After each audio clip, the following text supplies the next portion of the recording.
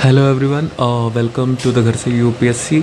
Sociology series. तो ये sociology series हमने स्टार्ट की थी for the regarding the PYQ. Okay, तो जो भी प्रीवियस ईयर क्वेश्चंस हैं उनके रिगार्डिंग ये सीरीज़ है जहाँ पे हम कुछ सिलेक्टेड प्रीवियस ईयर क्वेश्चंस हैं उनके बारे में डिस्कशन करेंगे और उनको देखेंगे कि किस तरीके से उन क्वेश्चंस को अप्रोच किया जा सकता है, उनसे नोट्स कैसे बनाई जा सकती है, ओके, आंसर को फ्रेम कैसे करना है और जो भी डाउट्स है रिगार्डिंग की क्वेश्चंस के रिगार्डिंग उसको यहाँ पे हम सॉल्व करेंगे। ओके, तो हर दिन हम यहाँ पे एक्चुअली एक एक टॉपिक से एक एक क्वेश्चंस उठाते हैं। तो आज भी हम एक टॉपिक लेंगे जहाँ पे हम सोशियोलॉजी के जो क्वेश्चंस होंगे उसके बारे में डिस्कशन करेंगे और देखेंगे कि उसका आंसर कैसे फ्रेम कर सकते हैं। ओके, तो बेसिकली और ये हमने एक अभी सोशियोलॉजी का पीवाईक्यू का एक मॉडल आंसर की पूरी एक बुकलेट निकाले थे। ये जो पूरी बुकलेट है, ये जो भी पूरे मॉडल आंसर्स हैं, ये सारे उन स्टूडेंट्स के थ्रू पूरे डेवलप किए गए हैं जो जिन्होंने 280+ मीन्स में स्कोर किया है। ओके, तो इसके जो रिसोर्सेज उनके हैं वो पूरे आपकी वही हैं जो आपको एक्चुअली एग्ज़ाम्स में आप प्रिपेयर करते हो या जो आपके बेसिक एक अच्छी आंसर राइटिंग करने के लिए जो आपके जो मेन रिसोर्सेज है वो सारी चीज़ में इसमें इंक्लूडेड हैं। लाइक इग्नू के मटेरियल्स हो गए, आपके एसेंशियल सोशियोलॉजी जो है नितिन सांगवान सर की बुक है उसकी रेफरेंस लिया गया है, स्लीपी क्लासेस के कुछ नोट्स हैं उनका भी रेफरेंस लिया गया है, और इसमें आपकी हरलम बोस हो गई, रेडजर हो गई, एंड आपका इसमें जो एक्स्ट्रा गूगल से जो एड ऑन पॉइंट्स है कुछ एक्स्ट्रा थिंकर्स उन सारे सबको भी ऐड ऑन किया गया है। तो और इसके बारे में आपको और बता दूँ कि लाइक 2014 से लेकर 2022 तक के इसमें 9 ईयर के क्वेश्चंस होंगे और अभी 2023 वाला भी इंक्लूड हो जाएगा, तो टोटल 10 ईयर्स के उसमें हो जाएंगे। टॉपिक वाइज सोल्यूशंस हैं इसमें, मॉडल आंसर है, नोट्स भी है उसमें, मतलब कि जो मॉडल आंसर है वो नोट्स के फॉर्म में, कि अगर आपको इस केस अगर आपके पास नोट्स नहीं है तो इस मॉडल आंसर को एज ए नोट्स भी आप यूज़ करके अपनी पढ़ाई पूरी कर सकते हो। ओके, और बोथ पेपर 1 और पेपर 2 दोनों इंक्लूड हैं। टोटल 25 PDFs होंगी, 10 जो होंगी पेपर 1 की होंगी, टोटल 10 यूनिट्स की, और पेपर 2 के जो 15 सब पॉइंट्स वाले चैप्टर्स हैं तो उनके मतलब टोटल 15 PDFs उनकी होंगी। ओके, बाकी ये 2 कॉन्टैक्ट लिंक है, यहाँ पे आप कॉल कर सकते हो, ये टेलीग्राम आईडी है जहाँ पे अगर आप रीच आउट कर सकते हो in the case any query any question हो आपको। ओके, तो आज के क्वेश्चन पे आ जाते हैं। तो आज का क्वेश्चन जो है हमारा वो बेसिकली है कि ये 2015 का क्वेश्चन आया हुआ है कि discuss the relevance of historical method in the study of society.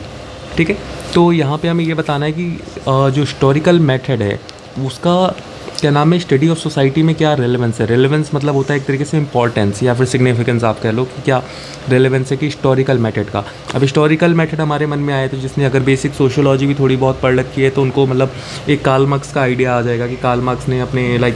Historical materialism की उसका जो कॉन्सेप्ट है या फिर मोड ऑफ प्रोडक्शन का है तो उसमें कहीं ना कहीं एक हिस्टोरिकल रेलेवेंस लिया था सोसाइटीज़ को स्टडी करने के लिए, वो हम डाल सकते हैं यहाँ पे। दूसरी चीज़ हम ये फ्रेम कर सकते हैं कि मैक्स वेबर को हम डाल सकते हैं कि मैक्स वेबर ने डिफरेंट सोसाइटीज़ के मतलब जो हिस्टोरिकल कंटेक्स्ट हैं उनको देखा है कि कैसे कैसे डिफरेंट रिलीजन के जो हिस्टोरिकल कंटेक्स्ट हैं उन्होंने वहाँ की इकोनॉमी को इन्फ्लुएंस किया है, तो उसका एग्जांपल आप डाल सकते हो। ओके, तो डिफरेंस यहाँ पे ऐसे 2-3 एग्जांपल तो हमें मिल जाते हैं कि सामने ही, जैसे एक रिलीजन की स्टडी है इसकी एमल डर्कहाइम की, उसको भी आप डाल सकते हो कि एमल डर्कहाइम ने रिलीजन की स्टडी में थोड़ा एक हिस्टोरिकल कंटेक्स्ट भी निकाला था कि किस तरीके से रिलीजन इन्वॉल्व हुआ है, डिफरेंट जो सोशल चेंज की थ्योरीज़ हैं वो हिस्टोरिकल रेफरेंस में होती हैं, तो उसको कहीं ना कहीं यहाँ पे आप मेंशन कर सकते हो। ओके, तो ये जो क्वेश्चन है उसको हम देखते हैं कि इसको यहाँ पे कैसे किस तरीके से मेंशन, किस तरीके से इसका आंसर लिख सकते हैं। ठीक है, तो सबसे पहले देखो एक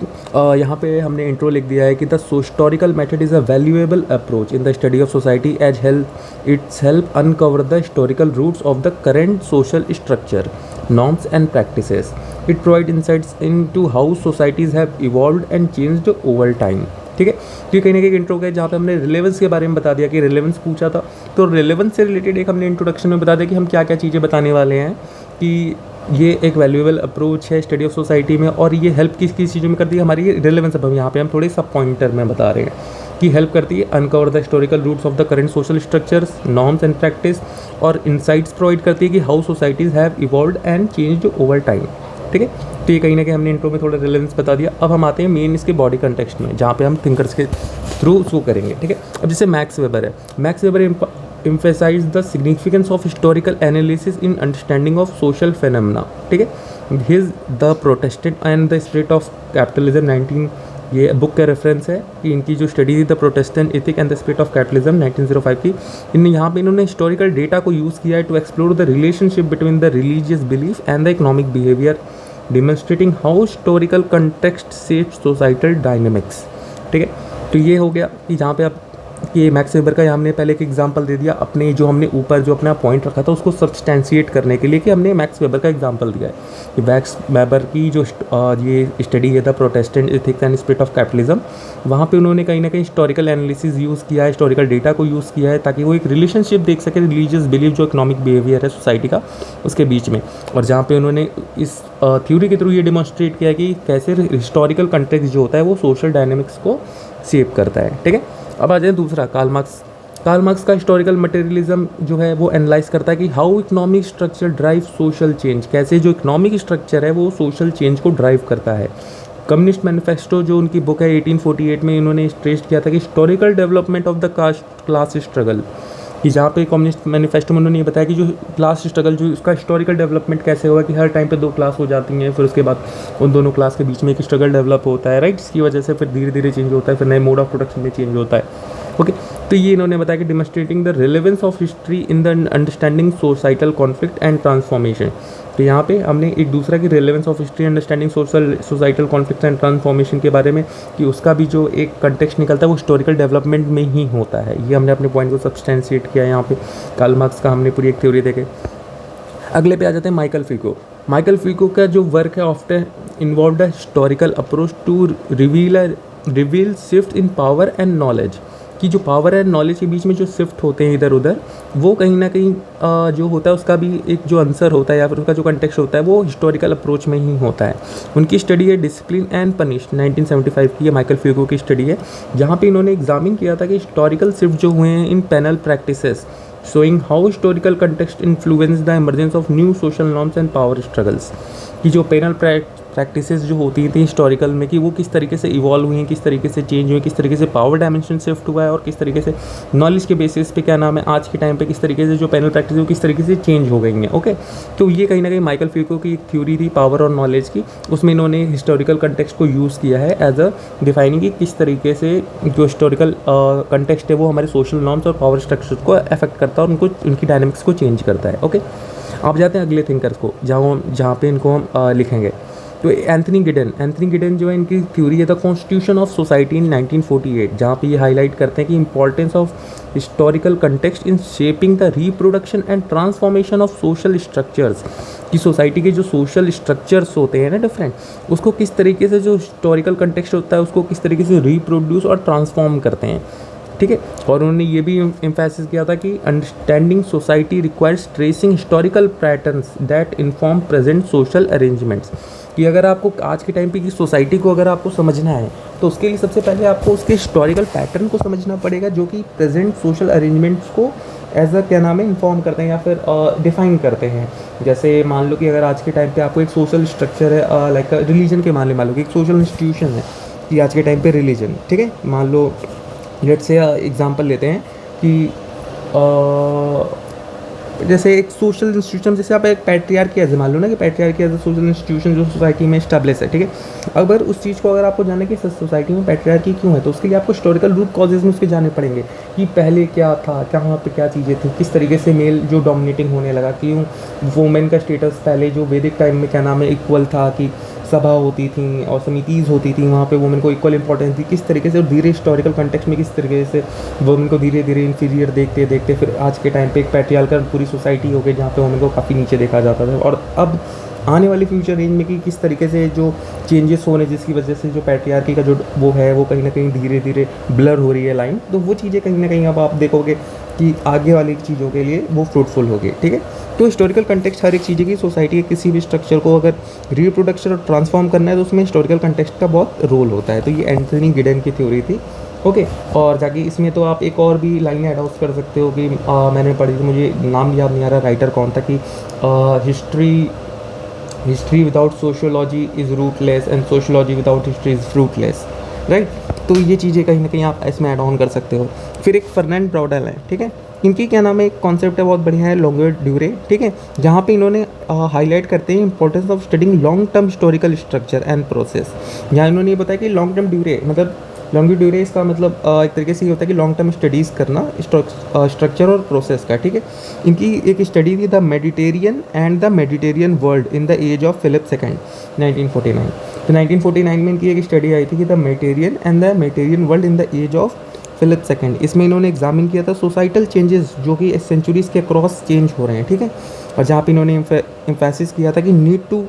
consider historical context to understand the contemporary societies, कि अगर आप किसी भी आज के टाइम पे किसी कंटेम्प्रेरी सोसाइटीज़ को आपको अगर देखना है, उसको आपको चेक करना है, तो उसके हिस्टोरिकल कंटेक्स्ट के बारे में आप पहले जा कर के जानो कि उसके पीछे क्या है। कि अगर आपको जानना है कि आज के टाइम पे मॉडर्न इंडिया क्या है, इसमें जो प्रॉब्लम्स है वो क्यों है, तो इसके लिए आपको उसके पीछे भी जानना पड़ेगा कि उसकी जो कॉलोनाइजेशन का पीरियड था, उसके पहले जो इन्वेजन्स के डिफरेंट पीरियड थे, उसके पहले जो यहाँ के हमारे इंडिजिनियस रूलर थे, उसके पहले जो हमारा एम्पायर था पूरा ग्रेट इंडिया था, तो उसके बारे में आपको पूरा हर चीज़ जानोगे, तब जाके आपको पड़ेगा कि जो आज की मॉडर्न इंडिया में जो प्रॉब्लम्स हैं या फिर जो चीज़ें हैं या फिर हमारा जो कल्चर वो किस तरीके से शेप हुआ है, या फिर हमारी जो डिफरेंट सोशल स्ट्रक्चर वो आज जो इनबिल्ट है सोसाइटी में, इनग्रेन्ड है, वो क्यों है, ठीक है।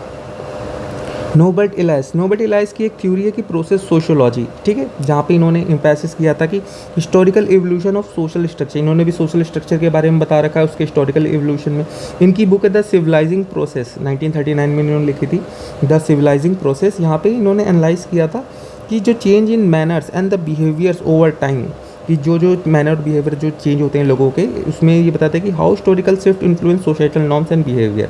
तो इसमें भी बेसिकली वही है कि क्या नाम हिस्टोरिकल एवोल्यूशन के बारे में बताया गया है कि किस तरीके से वो सोसाइटल नॉर्म्स और बिहेवियर को अफेक्ट करते हैं, ठीक है। इमैनुअल वेलरस्टीन, ये जिनका PSIR ऑप्शनल, उन्होंने भी इसका नाम सुना होगा। और बाकी हमारे जो सोशियोलॉजी का चैप्टर 10 है सोशल चेंज के बारे में, डेवलपमेंट एंड डिपेंडेंसी वाली जो पार्ट है, उसमें इमैनुअल वेलरस्टीन काफ़ी इंपॉर्टेंट थ्योरी है इनकी। तो इमैनुअल वेलरस्टीन की वर्ल्ड सिस्टम थ्योरी है, जहाँ पे वो हिस्टोरिकल प्रोसेस देखते हैं कैपिटलिज्म का और ग्लोबल इंटरैक्शंस का, ठीक है, कि किस तरीके से ग्लोबलाइजेशन और ये कैपिटलिज्म जो आज के टाइम पे इंटरकनेक्टेड है, राइट, और उसका हिस्टोरिकल प्रोसेस क्या है। उनकी एक थ्योरी ये था, उनके एक प्रोजेक्ट था इनका the modern system, the modern world system, 1974 में इन्होंने ये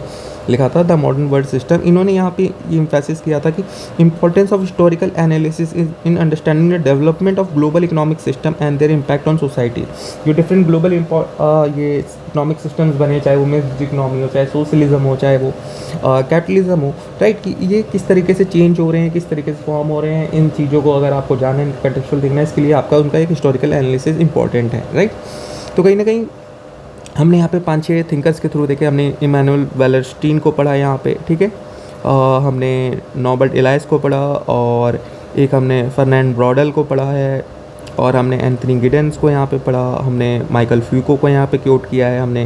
कार्ल मार्क्स को क्योट किया है, और हमने मैक्स वेबर को क्योट किया है, राइट। तो देख लो आप 1 2 3 4 5 6, अगर ये 6 थिंकर्स, अगर आप 6 और 7, अगर ये 7 में से अगर आप 6 थिंकर्स या 5 थिंकर्स भी लिख देते हो अपने एग्जाम में, तो ये आपका आंसर बहुत इनरिच कर देगा। साथ में इसमें आपके जो रेफरेंस है, जो यहाँ पे पर्टिकुलरली जो बुक के नाम होते हैं, वो सारी चीज़ें भी मैंने डाल रखी हैं इसमें, राइट, कि अगर आपको इन चीज़ों में लगता है कि in the case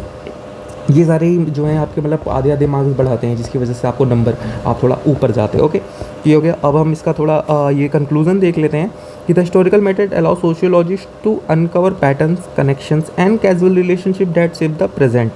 It provides the insight into the evolution of institutions, ideologies and social structures, shedding light on the complex interplay between the historical events and the contemporary social dynamics. ठीक है, अब ये देखो, अब जो मैंने ये conclusion है ना, इस कंक्लूजन को पढ़ो और आप पूरा पैराग्राफ पढ़ना, ठीक है, तो आपको ये लगेगा ये जो कंक्लूजन है ना, आप इसको वाकई में देखो, ये पूरा समअप कर रहा है हमारा paragraph. The historical allow sociologist, हम जितने सोशियोलॉजिस्ट के नाम रेफरेंस दे करके हमने अपने आइडियाज़ बताए थे, sociologist to uncover patterns, connections and causal relationship. और कैजुअल रिलेशनशिप के बारे में ऊपर हमने अभी पूरे डिस्कशन किया है कि क्या क्या रिलेशन थे, कैसे वो शेप करते हैं, that shape the present. It provide insight into the evolution of institution, ideologies and social structure, shedding light on the complex interplay between historical events and the contemporary social dynamics. ठीक है, तो ये देखो, ये आपका एक वो हो गया कंक्लूजन. अच्छा, ठीक है, तो इसमें आपको ये सारी चीज़ें मिल गई। लाइक इस एक आंसर में मैंने आपको जितने थिंकर्स थे उनके जो रेफरेंसेस थे वो सारी चीज़ें आपको डाल दी, इंट्रो कंक्लूजन वो सारी चीज़ें हो गई, ठीक है। बाकी इन द केस अगर आपको पूरी पीडीएफ चाहिए, अगर लाइक पेपर 1 पेपर 2 कंप्लीट आपको पीडीएफ चाहिए जहाँ पे सारे क्वेश्चन हो, सारी चीज़ें, ओके, तो उसके रिगार्डिंग ये रहा कॉन्टैक्ट, ये रहा रेफरेंस, आपको ये मॉडल आंसर है, आपको एक सैम्पल पीडीएफ भी दे दी जाएगी, आप उसको पढ़ना इफ़ यू थिंक इफ़ आपके लिए वो ठीक है, आप उसको समझ पा रहे हो, आपके लिए लेवल के, तो देन इसको आप वहाँ पे कांटेक्ट कर सकते हो, ओके। चलो ठीक है, बाय। बाकी जो हमारी ये सोशियोलॉजी की सीरीज़ है इसको हम कंटिन्यू करेंगे आगे, और सारे क्वेश्चंस भी हैं जो मैं लाइनअप में है, तो कुछ इंपॉर्टेंट क्वेश्चंस हैं जो मुझे लगता है डिस्कशन करने चाहिए, तो उसके रिगार्डिंग भी मैं डिस्कशन करूँगा, ओके। चलो ठीक है, बाय।